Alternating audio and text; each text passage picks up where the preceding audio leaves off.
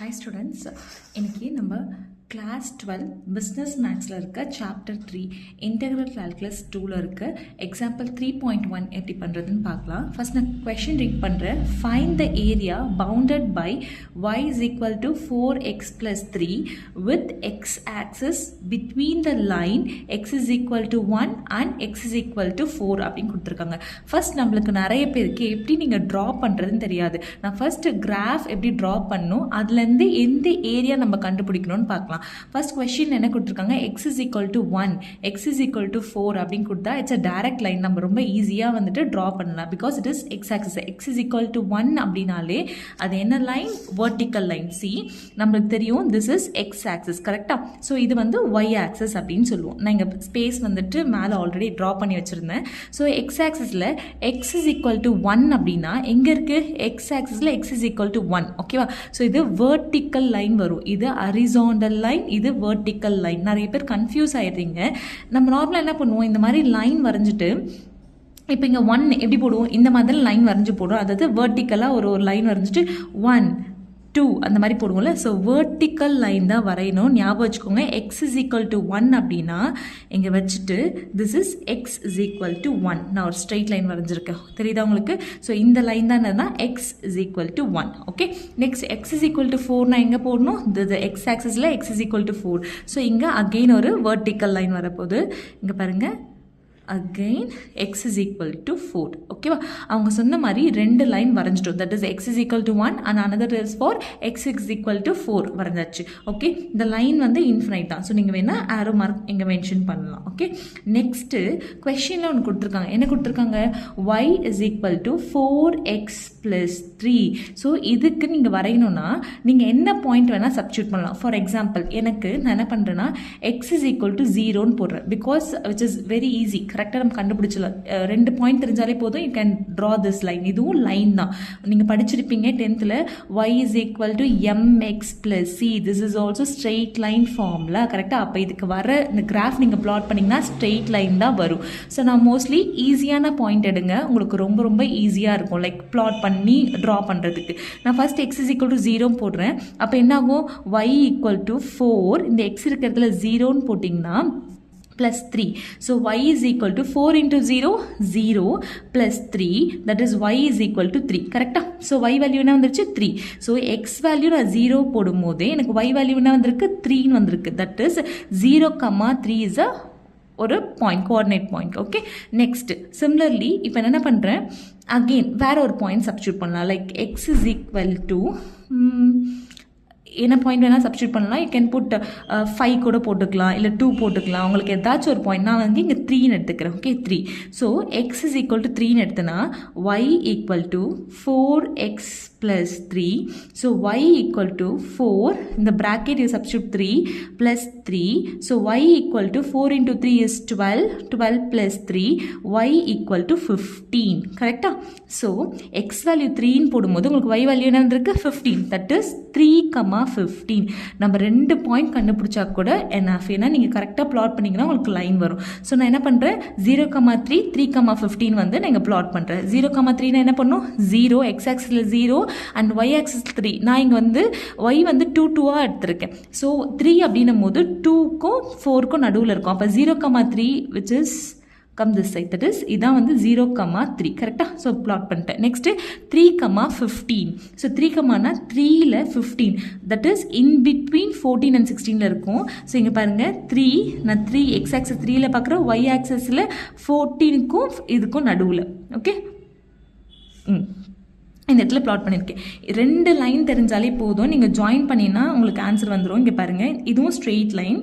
நான் இங்கே இடம் ஸ்பேஸ் இல்லை, அதனால இப்படி வரைகிறேன். இங்கே பாருங்கள், இதை இப்படி இங்கே ட்ரா பண்ணிங்க அப்படின்னா, ஸோ இந்த லைன் நான் சொன்ன மாதிரி லாங், உங்களுக்கு ஒரு ஸ்ட்ரெயிட் லைன் எவ்வளோ வேணாலும் என்ன பண்ணலாம், எக்ஸ்டெண்ட் பண்ணிக்கலாம் இதை. ஸோ இப்போது இந்த line that is x is equal to 1 and x is equal to 4 and இந்த line that is y equal to 4x plus 3க்கு நம்ம பிளாட் பண்ணலாம். இந்த ஸ்ட்ரெயிட் லைன், இந்த 3 ஸ்ட்ரெயிட் லைனும் இருக்கிற எக்ஸ் ஆக்சிஸ், கொஸ்டின் என்ன கொடுத்துருக்காங்க, X axis, this is X axis. ஓகேவா? இது எல்லாமே கம்பைன் ஆகிருக்க போர்ஷன் பார்த்தீங்கன்னா இந்த போர்ஷன் மட்டும்தான், அதாவது திஸ் போர்ஷன். ஓகே, இந்த போர்ஷனில் இருக்க இந்த ஏரியாவை தான் நம்ம என்ன பண்ண போகிறோம்னா கண்டுபிடிக்க போகிறோம். போகிறோம். Find the area bounded by the region. ரொம்ப சிம்பிள், உங்களுக்கு ஈஸியாக ஞாபகம்னா எக்ஸ் இஸ் ஈக்குவல் டு 1க்கு ஒரு லைன் வரைஞ்சிட்டிங்க. கரெக்டாக. Next x is equal to 4க்கும் ஒரு லைன் வரைஞ்சிட்டிங்க. அண்ட் எக்ஸ் ஆக்சிஸ், இதுதான் எக்ஸ் ஆக்சிஸ். கரெக்டாக, எக்ஸ் ஆக்சிஸ். அதுக்கப்புறம் அவங்களே ஒரு லைன் கொடுத்துருந்தாங்க, that is y equal to 4x + 3. கரெக்டாக. ஸோ இதுக்கு வந்து பிளாட் பண்ண தெரியலனா just X is equal to 0 போட்டு y வேல்யூ கண்டுபிடிச்சி அதை பிளாட் பண்ணுங்கள். சிமிலர்லி நீங்கள் என்ன வேணால் போடலாம். நான் இங்கே எக்ஸ் இஸ் ஈக்குவல் டு 3 எடுத்திருக்கேன். So x is equal to 3னா எனக்கு 3 போட்டால் எனக்கு வந்து 15 வந்துச்சு. ஸோ 3,15 அந்த பாயிண்ட். ஸோ இது 2 பாயிண்ட்டை பிளாட் பண்ணி ஒரு பெரிய லைன் ஜாயின் பண்ணிட்டேன். இப்போ இது மூணுமே that means X axis, X is equal to 1, X is equal to 4 and this straight line, இது எல்லாமே ஜாயின் ஆகிற போர்ஷன் என்ன பார்த்தீங்கன்னா இந்த போர்ஷன் மட்டும்தான். இந்த ஏரியா தான் அவங்க கேட்குறாங்க. Find the area bounded by this region. அப்போ இந்த ஏரியா கண்டுபிடிக்கலாமா? ஸோ நம்மளுக்கு என்ன லிமிட் தெரியும்? That is x limit. X is equal to 1 and x is equal to 4. Once நீங்கள் இந்த மாதிரி கிராஃப் ட்ரா பண்ணும், இட்ஸ் மஸ்ட்டு. கண்டிப்பாக எல்லா சம்முக்குமே, எக்ஸ்பெஷலி 3rd சாப்டர் இருக்குல்ல, மோஸ்ட்லி எல்லா சம்முக்குமே நீங்கள் ட்ரா பண்ணால் மட்டும்தான் உங்களுக்கு ஆன்சர் வந்து எந்த ரீஜன், எக்ஸ் ஆக்சஸ்க்கு அபோவ் இருக்கா இல்லை பிலோ இருக்கா இல்லை வந்து ஒய் ஆக்சஸ்க்கு இந்த சைடு இருக்கா, அந்த மாதிரி நீங்கள் கண்டுபிடிச்சி அதுக்கேற்ற மாதிரி தான் ஃபார்முலா யூஸ் பண்ண முடியும். இது வந்துட்டு பாசிட்டிவ் ரீஜியனில் இருக்குது. ஸோ ஃபார்முலா பாருங்கள், எப்பயுமே limit x is equal to 1 and x is equal to 4 அந்த மாதிரி கேட்டாங்கன்னா உங்களோட area formula area is equal to, ரொம்ப சிம்பிள், மெமரைஸ் பண்ணலாம் நினைக்காதீங்க, ரொம்ப சிம்பிள். இங்கே லிமிட் கொடுத்தது X, that is X is equal to 1 and x is equal to 4. So அப்போ என்ன பண்ணுறேன்னா இங்கே X is equal to 1 and x is equal to 4. கரெக்டாக. இங்கே எக்ஸ் ஆக்சிஸ் போது உள்ள இந்த இங்கே டிஎக்ஸ் போடுவோம்ல, டிஎக்ஸ் தான் போடணும். திஸ் இஸ் எக்ஸ் அப்படின்னும் போது உள்ள இருக்கிறது என்ன இருக்கும்? எக்ஸாக இருக்கணும், டிஎக்ஸாக தான் இருக்கணும். இங்கே ஒய் அதுக்கு ஆப்போசிட். ஸோ இதுக்கு என்னென்னா அபோவ் த ரீஜன் போது formula actually area is equal to integral of x is equal to a to x is equal to b y dx. இதான் ஃபார்முலா. இன்கேஸ் எனக்கு ஃபார்முலா ஞாபகம் இல்லை, என்னால் ஞாபகம் வச்சுக்க முடியலன்னா உங்கள் லிமிட் பாருங்கள், that is x is equal to 1 and x is equal to 4. So x இன்சைடும் என்ன இருக்கணும்? dx. உள்ள என்ன இருக்கும்? அதுக்கு ஆப்போசிட் y dx சொல்லணும். ஸோ நான் இங்கே என்ன போட்டிருக்கேன்? x is equal to 1 and x is equal to 4 y dx. இப்போ நம்ம சப்ஸ்டியூட் பண்ணலாமா? கொஸ்டின்லேயே y கொடுத்துருக்காங்க. What is y? 4x + 3. இதை எடுத்துகிட்டு போயிட்டு நம்ம இதில் சப்ஸ்டியூட் பண்ணலாம். That is area is equal to integral of 1 to 4. எங்கே y இருக்கிறதுல போட போகிறோம்? 4x + 3 dx. இப்போ இது தனித்தனியாக கூட நம்ம வந்து இன்டெக்ரல் பண்ணலாம். உங்களுக்கு யாராச்சும் இன்டெக்ரல் ஃபார்முலா தெரியல அப்படின்னா இன்டெக்ரேஷன் ஆஃப் எக்ஸ் அப்படின்னா எக்ஸோட இன்டெகிரேஷன் என்னன்னு பார்த்தீங்கன்னா மேலே பவரில் எதுவுமே இல்லைனா 1 இருக்குன்னு அர்த்தம். தட் இஸ் எக்ஸ் பவர் என்னோட differentiate integral x n + 1 divided by n + 1. Integration of x power என்னது? X n + 1 divided by n + 1 + c அப்படின்னு போடுவோம். ஸோ இயர் இங்கே பவரில் ஒன்றுமே இல்லை. அப்போ ஒன்றுமே இல்லைனா அங்கே என்ன இருக்குன்னு அர்த்தம்? 1 அப்படின்னு அர்த்தம். ஸோ த இன்டெகிரேஷன் ஆஃப் 1/4 வந்து கான்ஸ்டன்ட். ஸோ அது அப்படியே இருக்கட்டும்.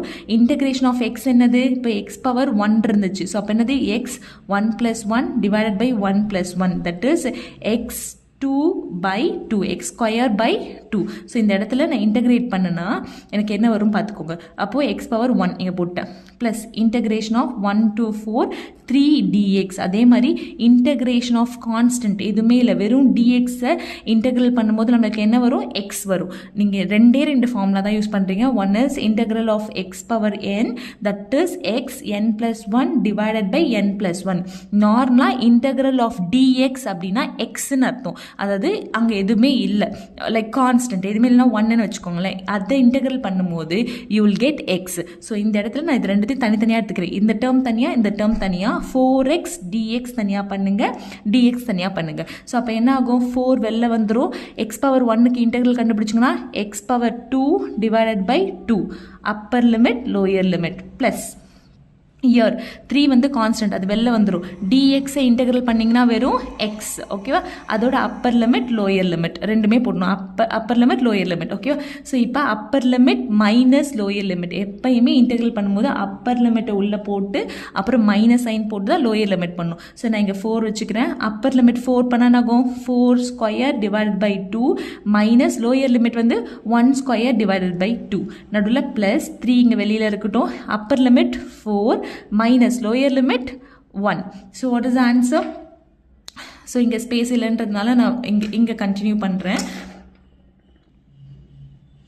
ஸோ இங்கே என்ன இருக்குது 4, நான் இங்கே 4 எழுதிக்கிறேன். So 4 square is 16 divided by 2 minus 1 square is 1 divided by 2 plus again 3 வெளியில் இருக்குது. ஸோ 3 இங்கே போட்டுக்கோங்க. And 4 minus 1 is 3. Okay, now இங்கே கேன்சல் பண்ணலாம். இது ஸோ இது 2 டேபிளால் 16 கேன்சல் பண்ணால் உங்களுக்கு 8 வரும். அகெயின் இது கேன்சல் பண்ண முடியாது. So 4 8 minus 1 by 2 plus 3 3s are 9. So இது உள்ள மல்டிப்ளை பண்ணிக்கோங்க. ஸோ மல்டிப்ளை பண்ணால் 32 மைனஸ் இங்கே 4 by 2 பிகாஸ் இதையும் மல்டிப்ளை பண்ணால் 4 1s are 4 4 by 2 வந்துடும் ப்ளஸ் 9. ஸோ இது கேன்சல் பண்ணால் again 2. So 32 minus 2 plus 9. 32 minus 2 30 plus 9, that is answer is 39 square units. That's it. So இந்த சம்மை வந்துட்டு நான் உங்களுக்கு ஸ்டெப் பை ஸ்டெப்பாக போட்டு காமிச்சிருக்கேன். நீங்கள் ட்ரை பண்ணுங்கள். உங்களுக்கு ஏதாச்சும் டவுட் இருந்தால் எனக்கு கமெண்ட் பண்ணுங்கள். தேங்க்ஸ் ஃபார் வாட்சிங்.